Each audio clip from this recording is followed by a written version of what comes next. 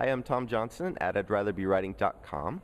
We're at the Dallas Summit, the STC Summit, where lots of technical communicators gather, and I'm talking with Rich Maggiani.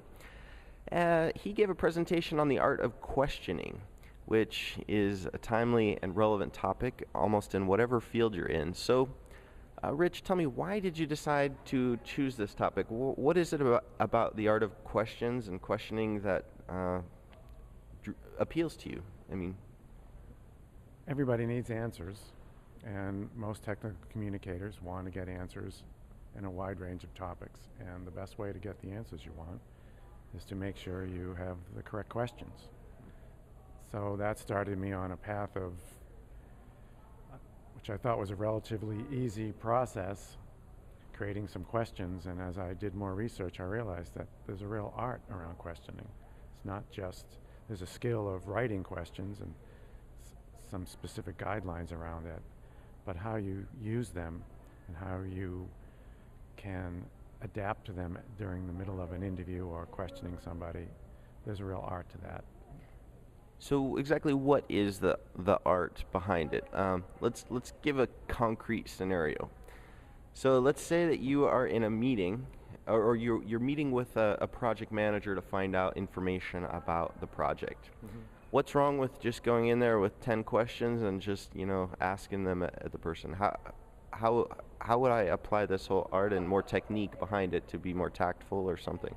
Well, any project that you work on, most writers understand that a document or a piece of documentation needs to have a specific goal. And you apply those same techniques to interviewing somebody. If you're going to sit with a project manager, which is a high-level beginning of a project, you'd really want to know everything you could get about that particular project. So to just go in there willy-nilly and ask whatever you think, more than likely you're going to walk away and start getting into those answers and realize things are missing. So taking the time to sit down and figuring out what do you actually want to get from this meeting and asking questions around that. And there's certain ways of sequencing certain types of questions to get further and further information. And you also have to appreciate at the beginning what your relationship with that other person is. And that will enable you to question in a way that will get the information that you want. Are you really close personally? Or is there a detached? Are they in a hurry? Do they only have 10 minutes? So to create that whole scenario and then understand limitations and the relationship and understand exactly what you want to get out of it. I can see how questions in other scenarios might require a lot more tact, and you mentioned the sequencing. For example, if let's say you're interviewing users in more of an ethnographic type of situation and you're trying to get information from them, it seems like they may not open up all at once. Like they may not be willing to share everything you want. So even if you ask them a hard question, they may kind of sidestep that. What would you do in a situation like that to get somebody to really open up?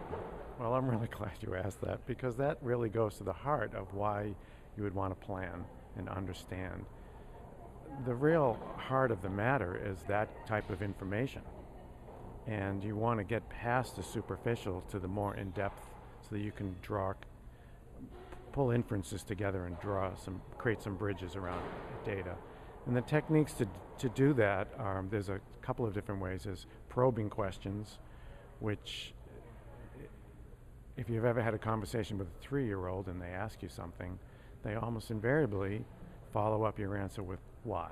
Why is that? And to gently keep probing at an answer, and anyone who's come to my previous sessions understands that I put a lot of value on listening. And so if you listen and just wait and don't try to keep asking questions, and let that other person fill in the gaps and keep going, give them the space to enable them to just keep answering. And they'll know if you don't, they give you an answer and you know it's not complete and you just wait, then they're either going to cut you off, but at least you've given them the opportunity to continue. And if you give them that space, then they continue. So there's techniques around getting more information.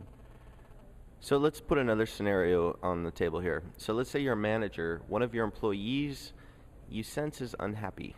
They don't seem like they're happy, but every time you meet with them, they just say, "Oh, things are fine." You ask questions about, how are you feeling doing this job, and they're just like, "Great." Um, and you've listened to them. You try to listen, but they don't really open up. Would you share your own kind of feelings to try to get them to open up, or would you just talk about other things for a half hour before you try to zero in on the question to build trust? Or what could you do to really get somebody to open up if listening alone doesn't do it? Well, you've touched on a number of points, and that's really an interesting question, Tom, because the difference in that scenario versus the other ones we were talking about is there's a real hierarchical relationship there, and a manager has some sway over the responses of the subordinate. So that's a completely different situation than a peer-to-peer. But you've really hit on the points of, essentially it boils down to trust. Would you tell something to somebody that you didn't trust? No. So is there a trust situation that's missing, and the relationship building is really key in any situation. I mean, just think of your relationships with anybody. You get more information from the same question in direct relationship to how well you know them and trust each other. And so that's a difficult situation to really consider because there's a power hierarchy there that has to be considered as well. So managers really need to build trust, or just basically project members need to build trust in order to get people to open up. What about questions in an entirely different light? Let's say that you are exploring an application. Does the art of questioning come in there? Like if you're on a screen and you're trying to understand it better, can you just ask a bunch of questions to try to, as a technique, to try to uncover different situations, or is your questioning more focused on people relationships? I'm not exactly sure the situation you're painting. Okay, so let's say you've got an application and you look at it and the task is it's fairly straightforward. You could ask yourself, well, what kind of users would come here? What would they do? What might be their pain points? Would questioning something like that also be helpful? Yes.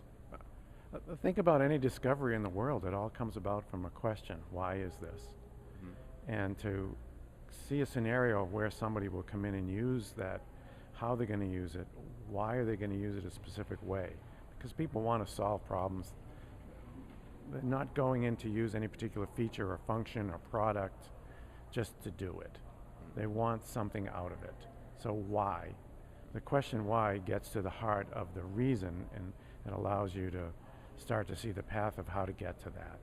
And there may be different ways to do that. One feature, say in a software application, people will use it different ways. And while there may be some straight steps on how to use that feature, the really great instructions go beyond that to say how you can use it for your specific situation. And if that's what you're referring to, then understanding more about the user and the question why is great. The 3-year-old response is a wonderful question. So, Rich, if people want to find out more about you, what's your website, and how can people, well, what's your website basically? People can probably figure out how to get to it. Well, thanks. It's solari.net, solari.net. I also have a blog, and I publish position papers on lots of different communication topics.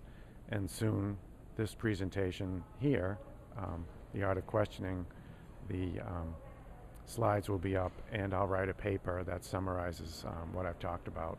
And you can subscribe to the papers. Every time I write one, I automatically send them out to you, or just get the RSV from my blog as well.